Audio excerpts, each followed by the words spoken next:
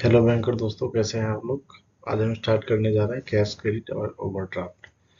दोनों सेम ही चीज़ें, थोड़ा बहुत डिफरेंस है दोनों में। चलिए इसको समझते हैं, इसके बाद हमारा ये क्लियर हो जाएगा। तो सबसे पहले आपको पता है कि ये शॉर्ट टर्म एडवांस है जो कि पेबल होता है विद इन 12 मंथ। और अगर ये नहीं पूरा पेमेंट होता तो ये रिन्यू हो जाता है ना, क्योंकि इसको कंटिन्यू कर सकते हैं, मगर इसको रिन्यू हर 12 महीने में करना पड़ता है क्योंकि ये शॉर्ट टर्म एडवांस है। और 12 मंथ से ऊपर जो भी होगा वो हमारा लॉन्ग टर्म एडवांस होगा। ठीक है, चलिए हम लोग देखते हैं कैश क्रेडिट होता क्या है। तो कहता है cash credit is a short term loan facility provides to business to meet their working capital needs. ये तो हमको पता है। वर्किंग कैपिटल लोन को हम लोग क्या बोलते हैं, कैश क्रेडिट बोलते हैं। ये हमको मिलता है वर्किंग कैपिटल को पूरा करने के लिए। It allows the borrower to withdraw money up to a sanction limit against hypothecation of stock and receivables. ये बोरोवर को क्या करता है, एक लिमिटेड सैंक्शन लिमिटेड अमाउंट होता है जो कि सैंक्शन होता है, उसी के अगेंस्ट में वो अपना पैसा विड्रॉ कर सकते हैं। सपोज करिए किसी को अगर 5 लाख का लिमिट दी गया तो वो 5 लाख तक उठा सकते हैं। और वह किसके अगेंस्ट में होता है, अक्सर स्टॉक इमेबल एसेट्स के में होता है ना, क्योंकि हमारा, सॉरी इमेबल बोल रहा हूँ मैं, ये होता है हमारा इन्वेंट्री के अगेंस्ट में होता है। इन्वेंट्री इसको हम स्टॉक बोलते हैं, स्टॉक एंड रिसीवेबल। चलिए आगे बढ़ते हैं हम लोग। तो एस वर्किंग कैपिटल का असेसमेंट होता है, ऐसे ही वर्किंग कैपिटल नहीं होता है। Based on assessment of working capital requirement cash credit कब दिया जाता है, पहले आपका असेसमेंट किया जाता है कि आपको कितना रिक्वायरमेंट है। इसके बाद सिक्योर किया जाता है उसको बाय आपके स्टॉक से या रिसीवेबल से जो भी आने वाला है, जिसको हम लोग समझे क्या बोलते हैं, डेब्टर बोलते हैं। तीसरा क्या, interest is charge only on the amount utilized not the full limit. मतलब अगर आपको 5 लाख का लिमिट मिला, आप 5,000 इसमें विड्रॉ किए हैं, तो आपको वो 5,000 पे डे पर डे के हिसाब से उसमें इंटरेस्ट लगता है, पूरे 5 लाख पे नहीं लगेगा। और ये वैलिड फॉर 1 ईयर होता है, यूजुअली रिन्यूड एनुअली, और ये हमको एनुअली इसको रिन्यू करना पड़ता है। ड्राइंग पावर कैसे कैलकुलेट होता है, ड्राइंग पावर कैलकुलेट होता है कि जी किसी भी आदमी का जो करंट एसेट होता है, ठीक है, करंट एसेट का जो मार्केट वैल्यू होता है उसमें से उसके मार्जिन को माइनस कर देते हैं, तो वो क्या निकल जाता है, उस सीसी लोन का ड्राइंग लिमिट निकल जाता है। आप भी शायद इसी से ऐसे निकालते होंगे ड्राइंग पावर, जिसको हम लोग बोलते हैं। चलिए आगे, नीड कहाँ पे है कैश क्रेडिट का, ये तो आपको पता है, business with regular need of working capital, जहाँ पे वर्किंग कैपिटल का रिक्वायरमेंट है रॉ मटेरियल खरीदने के लिए, वेजेस, ऑपरेशनल एक्सपेंस के लिए, वहाँ पे हम लोग क्या करते हैं, सीसी प्रोवाइड करते हैं। तो ये तो हमारा कैश क्रेडिट था, ठीक है। अब आते हैं ओवरड्राफ्ट, जिसको हम लोग ओडी बोलते हैं शॉर्ट में। An overdraft is a facility provided on A current account. ये किस पे प्रोवाइड किया जाता है, ये फैसिलिटी बोलते हैं current account with OD facility. तो अभी तो ये सेविंग्स अकाउंट के साथ भी ओडी फैसिलिटी दे दी है ना, savings account with OD facility. जैसे प्रधानमंत्री जन धन योजना है ना, उसके तहत कितना 5,000 का ओडी लिमिट मिलता है ना, जिनका भी जन धन अकाउंट है और जो कि बीपीएल कैटेगरी में आता है, तो उनके लिए ऐसा कहा गया है, दिया गया है। तो ओवरड्राफ्ट क्या होता है कि आपका जो अकाउंट होता है, जो आपका अकाउंट होता है उसमें ये फैसिलिटी प्रोवाइड करा दी जाती है। मगर सीसी क्या होता है, सीसी को अलग से एक अकाउंट प्रोवाइड कराना पड़ता है।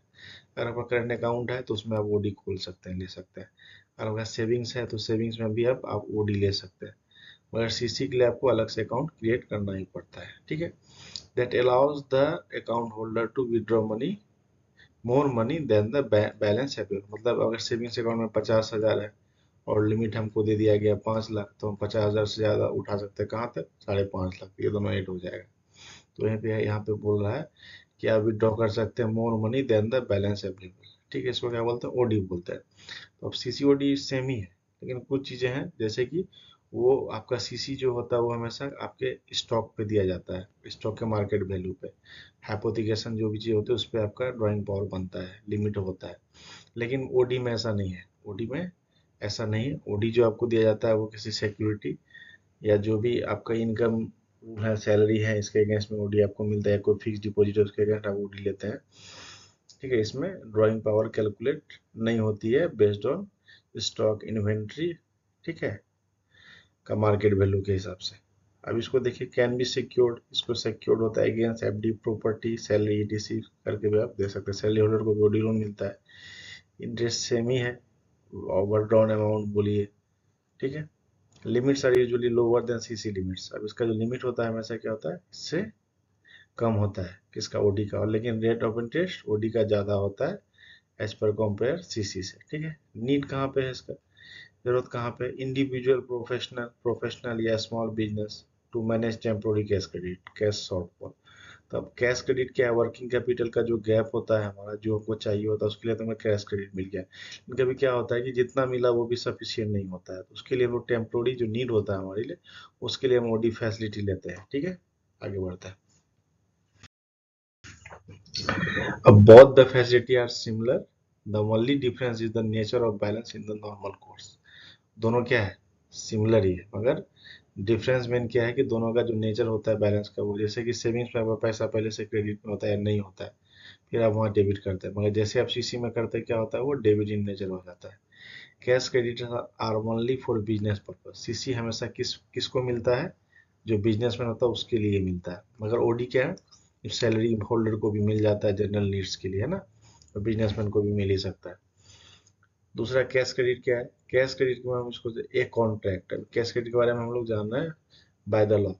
सीसीओडी एक कॉन्ट्रैक्ट है, is a contract of lending between A bank and borrower।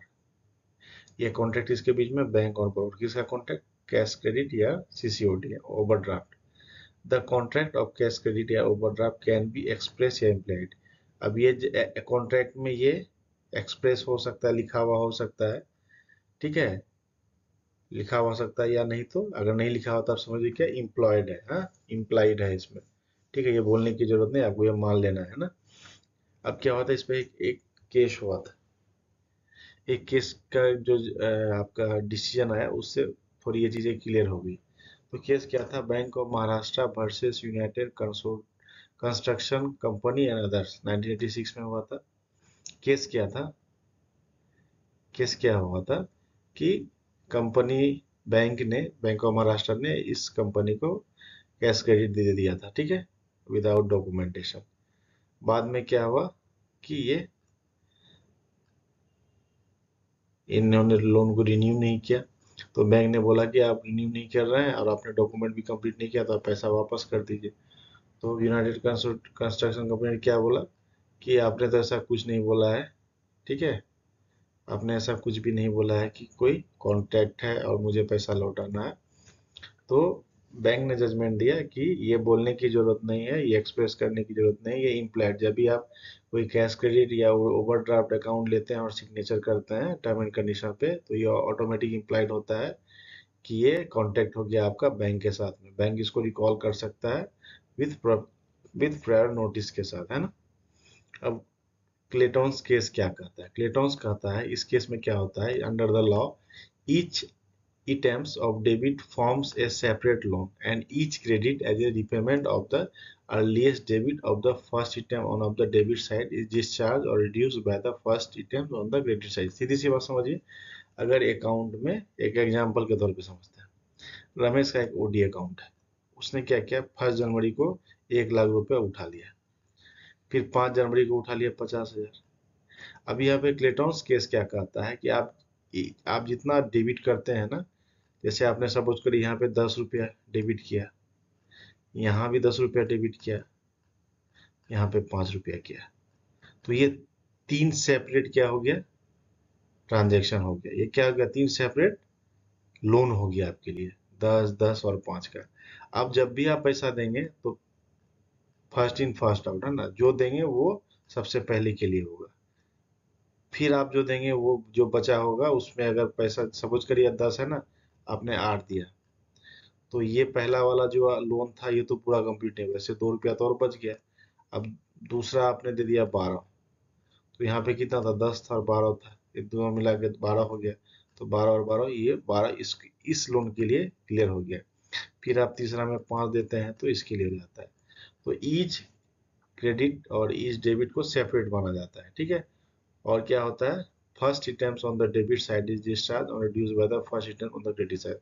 First in first, जो मतलब फर्स्ट डेबिट हुआ और जैसे जो फर्स्ट क्रेडिट होगा, वो दोनों को हम लोग हिसाब में रखेंगे, करेंगे, ठीक है, करंट अकाउंट में। एग्जाम्पल था।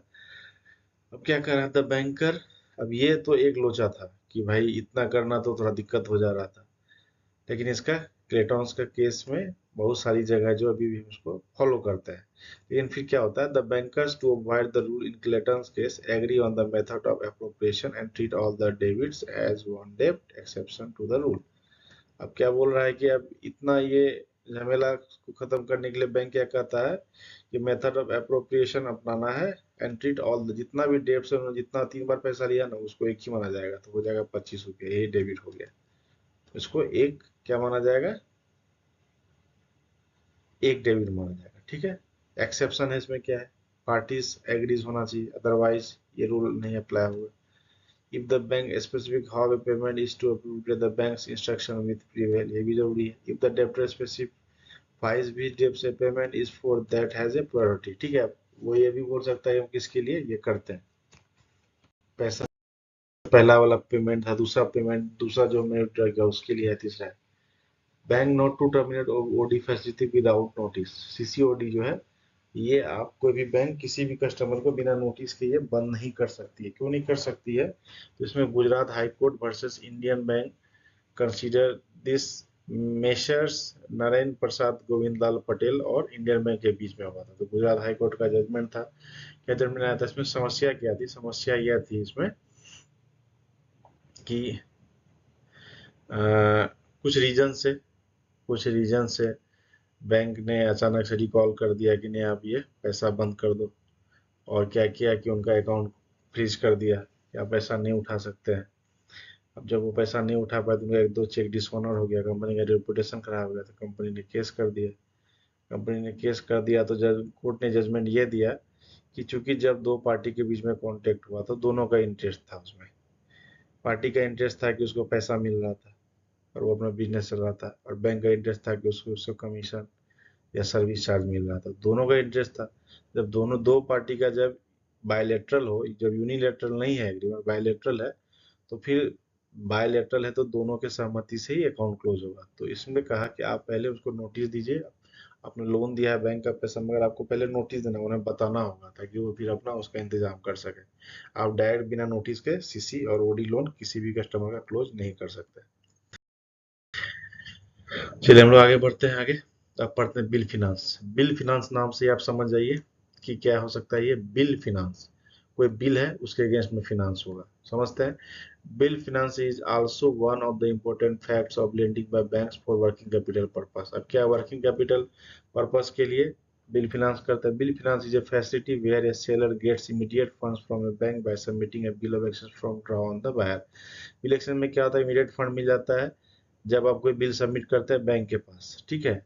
Bill of exchange drawn on the buyer, और वो बिल को कौन करता है, ड्रॉन बायर करता है, ठीक है। चलिए अब समझते हैं इसको। Bill of finance, bill of exchange, bill discounting, bill purchase, मिला जुला ही है, अब इसको समझिएगा। तो चलिए, एक आदमी है सेलर, सेलर है और इसका नाम ड्रॉवर भी इसको बोलते हैं क्योंकि ये बिल ड्रॉ करता है। क्रेडिटर भी है क्योंकि ये उधार में पैसा भी देता है या माल देता है। अब ये जो है वो क्या कर रहा है, कुछ बेच रहा है, सेल कर रहा है, सेलर है, कुछ बेच रहा है। किसको बेच रहा है, तो बी को, बी क्या है, बायर है। तो बायर उधार पे ले रहा है तो डेब्टर भी बोलेंगे, बाद में इसको पैसा चुकाना है, ड्रॉई भी बोलेंगे, क्योंकि सेलर जो बेच रहा है वो क्या है, वो ड्रॉवर है, वो बिल बनाएगा। हाँ मेरा इतना का बिल है, ये लो तुम सामान ले रहे हो, ये लो बिल, ठीक है, फिर ये पैसा वापस दो। और बी क्या है, डेब्टर है, क्योंकि इसको उधार मिलना है। ड्रॉई है क्योंकि इसने बिल पे साइन कर दिया कि हाँ एक्सेप्ट कर लिया बिल को। एक्सेप्टर है चूंकि बिल को एक्सेप्ट करता है। अब क्या है, बिल ऑफ एक्सचेंज एक लीगल डॉक्यूमेंट है stating that the buyer must pay a certain amount on a future date. Bill of exchange क्या है, एक लीगल डॉक्यूमेंट है, और इसमें क्या करता है, बायर जो खरीदता है, सेलर से जो खरीदता है, उसको एक अमाउंट सर्टेन डेट पे, फ्यूचर डेट पे पेमेंट करना होता है। ये क्या है, बिल ऑफ एक्सचेंज, ये एक लीगल डॉक्यूमेंट है। अब उसी तरह यहाँ पे देख रहे हैं ए ने क्या किया, बी को कुछ बेचा, बी ने क्या करा, ए ने क्या किया, बेचने के समय ही एक बिल ऑफ एक्सचेंज एक डॉक्यूमेंट बनाया, और उसमें एक बिल जो भी था कि वो है वो उसको पकड़ा दिया, ठीक है, या उसके पास रह गया। उसमें अमाउंट लिखा हुआ था, टाइम लिखा हुआ था। अब क्या होता है कि ए को तो ए ने अपना सामान बेच दिया, लेकिन ए का तो शॉर्टफॉल हो गया कैश का, करंट एसेट्स का कम हो गया। अगर उसे अचानक से पैसे चाहिए तो वो क्या करेगा? इसी के लिए बिल एक्सचेंज है, बिल फिनांस है। वो क्या करेगा, वो जो बिल ऑफ एक्सचेंज ये डॉक्यूमेंट है ये लेके ये चला जाएगा बैंक के पास। बैंक को बोलेगा देखो भाई मैं बिल ऑफ एक्सचेंज लेके आया हूँ, क्योंकि ये मेरे पास एक लीगल डॉक्यूमेंट है, क्योंकि मैंने कुछ सामान बेचा है किसी को उधार पे, तो वो अभी पैसे नहीं दे रहा, उसमें पैसे देने में टाइम है, तो मुझे क्या तुम इस डॉक्यूमेंट के आधार पे कुछ पैसे दे सकते हो, मदद कर सकते हो? तो बैंक कहता है बिल्कुल हम देंगे। बैंक क्या कहता है सेलर को, बिल्कुल हम देंगे। और बैंक क्या करता है, उससे से जो सर्टेन अमाउंट होता है, सपोज करिए बिल अगर 1 लाख रुपया का है, तो बैंक उसमें कुछ चार्जेस काट के एक को पैसे दे देता है, जो भी टाइम होता है। और फिर बाद में क्या होता है, बी जो है, बैंक जो है बी से सारे पैसे वापस ले लेती है। इसी को हम लोग क्या बोलते हैं, बिल फिनांस।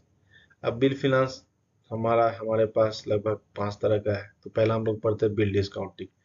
बिल डिस्काउंटिंग में क्या होता है, bill discounting is a financial service in which a seller gets immediate payment from a bank or financial institution by submitting a bill of exchange drawn on the buyer. The bank deducts a small amount discount as interest and pay to the rest to the seller. अभी हम समझना है कि bill discount भी क्या है, bill finance का एक टाइप है। तो यहाँ पे भी सेम चीजें होगी, सिर्फ अंतर क्या होगा कि यहाँ पे जो बैंक अपना जो चार्ज है ना जो काटेगा उसको डिस्काउंट बोलते हैं। तो सपोज करिए कि अगर बैंक ने किसी सेलर ने 1 लाख का सामान बेचा, और उसके बाद बिल ऑफ एक्सचेंज है, तो वो बिल लेके गया बैंक के पास, बोला कि ये बिल लो, मुझे पैसे दे दो। बैंक क्या करेगा, उसमें उसको दे दिया, और 1 लाख का बिल आया ना, ठीक है आपको 95,000 देते हैं, 5,000 मेरा कमीशन है, इंटरेस्ट डिस्काउंट। तो यही जो 5,000 95,000 को दिया, 5,000 उन्होंने काट लिया, माइनस कर दिया। अब इसको मिला कितना, 95,000, लेकिन क्या करंट में तुरंत मिल गया। अब ये क्या करेगा, बी के पास जाएगा, तो कौन, बैंक, और उससे 1 लाख रुपए वापस लेगा जब टाइम पूरा हो जाएगा। तो बैंक को तो 5,000 का फायदा हो गया। और इससे फायदा दोनों पार्टी को भी है। पहला है कि जो सेलर है उसको भी तुरंत पैसा मिल गया, और जो बायर था उसको भी थोड़ा टाइम मिल गया पैसे के लिए, है ना, सबका काम हो गया एक बैंक के मीडिएटर होने से। अब सेलर क्या है, सेलर भी गेट इमीडिएट कैश नहीं करना पड़ा, और improve liquidity and cash flow reduce buyers payment time, उसको इंतजार नहीं करना पड़ा सेलर को कि पैसा आएगा इतना दिन में, अपना उसका बिजनेस स्मूथली चलेगा। बायर को क्या फायदा हुआ, बायर बोलता है gets credit period, buyer buyer को भी टाइम मिल गया पैसा जमा करने का, लौटाने का। और बायर को भी क्या, मेंटेन रिलेशनशिप विद सप्लायर, इसका भी मेंटेन रिलेशन अच्छा से हो रहा है सप्लायर के साथ, से ले रहा है माल। फिर दूसरा हम लोग आते हैं बिल परचेज में। बिल परचेज भी सेम ही है। इसमें होता है क्या, the bank purchase a bill usually payable on demand. अब ये जो था आपका हमारा बिल डिस्काउंटिंग, ये यूजेंस बिल के लिए था। यूजेंस बिल क्या होता है, जिसमें टाइम मेंशन होता है। मैं ये चीज आपको बोलना भूल गया था, यूजेंस बिल में क्या होता है आपका, टाइम बर्न होता है, वो टाइम लिखा होता है, मेंशन होता है। और बिल परचेज क्या होता है, बिल परचेज होता है ये डिमांड बिल इसको बोलते हैं, ठीक है, इसको क्या बोलते हैं, demand bill. The bank purchase a bill usually payable on demand. तो डिमांड बिल को किसको बोलेंगे, the bill is payable immediately called a demand bill. इसको इमीडिएट हमको पैसा देना पड़ेगा तो उसको हम डिमांड बिल बोलेंगे। तो बिल परचेज में यही डिमांड बिल का यूज करते हैं हम लोग। And provide instant cash to the seller, the bank later collects the amount from the buyer. The bill is payable immediately, the seller doesn't want to get payment from the buyer। अब इसमें क्या होता है कि अभी bill discount में थोड़ा time लग सकता है, 90 दिन का टाइम है। अगर 90 दिन आपको नहीं बर्दाश्त करना तो बैंक के पास जाइए। तो यहाँ पे थोड़ा सा एक तरह का रिस्क भी होता है कभी कभी, कि बिल परचेज में क्या होता है, आपको इंतजार नहीं करना, आज आपने माल भेजा, आज ही अपना वो बिल जा करके बैंक को थमा दीजिए और पैसा ले लीजिए। इसको हम लोग डिमांड बिल बोलते हैं। ये bill purchase demand bill pay ही होता है। तो हमारा हमको तुरंत पैसा मिल गया, हमको इंतजार नहीं करना पड़ा, किसी को कोई चीज का शॉर्ट नहीं हुआ। तीसरा है हमारा advance against bill for collection. नाम से इसको अच्छे से समझिए कि बिल के अगेंस्ट में एडवांस दे रहा है, कौन दे रहा है, बैंक दे रहा है। किसको दे रहा है, सेलर को। अब जो भी सेलर है, जो भी सामान बेचा होगा बायर को, तो बायर तुरंत पैसा नहीं दे पाएगा, तो ये बिल ले जाकर के बैंक को देगा, बैंक इनवॉइस वगैरह चेक करेगा, बोलेगा ठीक है इसके अगेंस्ट में हम तुमको एक शॉर्ट टर्म एडवांस दे रहे हैं, जब पैसा आएगा तो फिर दे, बंद कर देना। चौथा है ड्रॉई बिल एक्सेप्टेंस। ये क्या चीज है कि जब कोई भी बिल बनता है, बिल ड्रॉवर कौन है, जो सेलर होता है, जो बेचता है। तो ड्रॉवर तो बिल बनाया, लेकिन बिल को अगर ड्रॉई ने मतलब जो बायर है वो अगर एक्सेप्ट कर लेता है तो उसको मतलब ड्रॉई bill acceptance. When a bill of exchange is drawn by the seller and sent to the buyer's formal agreement to pay the bill is called acceptance। जब बायर ने एग्रीमेंट पे साइन कर दिया कि हाँ मैं पैसा लौटा दूंगा, जिसे हम लोग ड्रॉई बिल एक्सेप्टेंस बोलते हैं। पांचवा हमारा बिल को एक्सेप्टेंस। ये क्या है? That a third party, usually a bank, also sign the bill of exchange along with the drawee, promising to pay the amount if the buyers fail to pay। ठीक है, बैंक भी आ जा रहे लोग के साथ में कि अगर भाई बायर पैसा नहीं लौटाएगा तो मैं दे दूंगा, तो इसको बिल्स को एक्सेप्टेंस बोलते हैं हम लोग। ठीक है, अब यहाँ पे क्या है? Seller sometimes don't fully trust the buyers ability. Bill को एक्सपेंस कहाँ पे होता है? क्योंकि हम नया सेलर है, हमको बायर के बारे में पता नहीं था, हमको था डर है भाई पैसा देगा नहीं देगा, तो उस केस में क्या होता है? बिल को एक्सेप्टेंस में बैंक गारंटर बन जाता है। सो there as per covenant as a bank financial institution to insure the get paid even if the buyer default. तो बैंक को वहाँ पे गारंटर बनाया जाता है। बिल को एक्सेप्टेंस में ये याद रखिएगा, बिल को एक्सेप्टेंस में बैंक गारंटर बन जाता है और बोलता है नहीं नहीं नहीं, ये पैसा अगर नहीं चुकाएगा तो बैंक पैसा दे देगा। इसको हम लोग बोलते हैं बिल्स को